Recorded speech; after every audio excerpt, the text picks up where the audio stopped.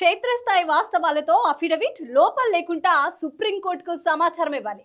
కంచగచ్చిబౌలి భూములపై అధికారులకు మంత్రులు కమిటీ సూచన. ఎస్ కృష్ణ, మనం నిన్న కూడా అవును. దీని గురించి మనం మాట్లాడుకున్నాం. ఈ రోజు కూడా మళ్ళీ ఇదే మనకి బ్యానెట్ పేపర్ లో ఇచ్చారు. అదే యాక్చువల్‌గా ఈ హెచ్‌సి భూములపై ఆల్రెడీ సుప్రీంకోర్టు ముట్టికాయలు వేసింది.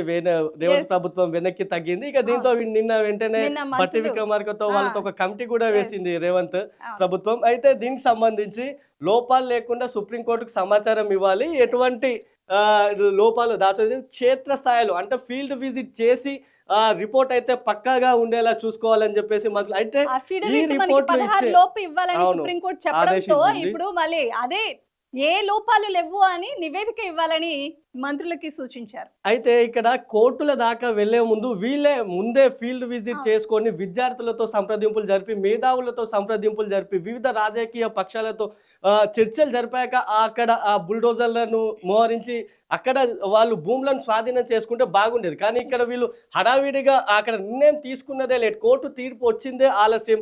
వెంటనే ఆ బుల్డోజర్లతో ఆ Yes. యూనివర్సిటీలోకి వెళ్ళి 100 ఎకరాల్లో సుమారు చెట్లను నరకడం ఇదంతా చూసాం.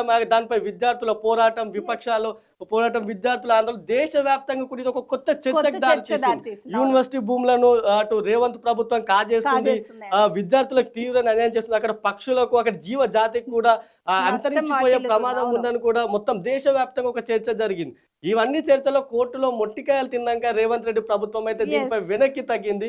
అదే అయితే ఇటువంటి నిర్ణయాలు దూకుడుగా కొన్నిసార్లు మనం దూకుడుగా వెళ్ళే కంటే నిదానంగా అన్ని చూసుకొని అక్కడ చర్చలు అన్ని పక్షాలతో చర్చలు జరిపాక ఏ విధంగా ముందుకెళ్ళాలి వాళ్ళ సూచనలు తీసుకొని మేధావుల Yes. సూచనలు కూడా ఇక్కడ ముఖ్యంగా ముఖ్యం. అవసరం. అవును. అక్కడ జీవజాతి ఉంది, ఎంతో పక్షులతో పాటు ఎన్నో జీవులు అక్కడ నివసిస్తున్నాయి. అటువంటి వాటిలో మనం చాలా జాగ్రత్తగా అడుగులేయాలి. కానీ ఇక్కడ రేవంత్ రెడ్డి ప్రభుత్వం అయితే Yes. దూకుడుగా కాంగ్రెస్ అడిగేసిందని ప్రభుత్వం చెప్పొచ్చు. హైడ్రా ఒకటి, అవును. కంచగచ్చిబౌలి ఒకటి, వీళ్ళ దూకుడికి ఆ, ప్రాబ్లం అది అనేది తెలుస్తుంది మనకి ఇక్కడ. హైడ్రా కూడా స్టార్టింగ్ లో ఆ, మనకు ఎంత హడావిడి చేసిందో చేశారు. తెలుసు. అవును. ఎంతో మంది ఇళ్లను కూల్చింది. కొంతమంది Yes. అయితే ఆ ప్రాణాలు కూడా కోల్పోయిన పరిస్థితి. తమ ఇల్లు ఎక్కడ పోతుందో అవును. అని చెప్పేసి భయం. కూకట్పల్లిలో ఒక వృద్ధురాలు ప్రాణంకు ఆత్మహత్య కూడా Yes. చేసుకున్న పరిస్థితులు ఉన్నాయి. అయితే ఇటువంటి వాటిలో కొన్ని Yes. అంశాలలో ప్రజలతో ముడిపడి అదేవిధంగా జీవజాతితో ముడిపడి ఉన్న అంశాలలో కొద్దిగా అవును. ఆచితూచి ప్రభుత్వాలు అడిగేస్తే కొంచెం మంచిగా ఉంటుంది అనేది సెన్సిటివ్ తెలుసు. విషయాల్ని వీళ్ళు దూకుడుగా అవును. ప్రవర్తించడం అనేది చాలా మైనస్ అవుతుంది. అది మంచికేమో, కానీ ఆలోచించి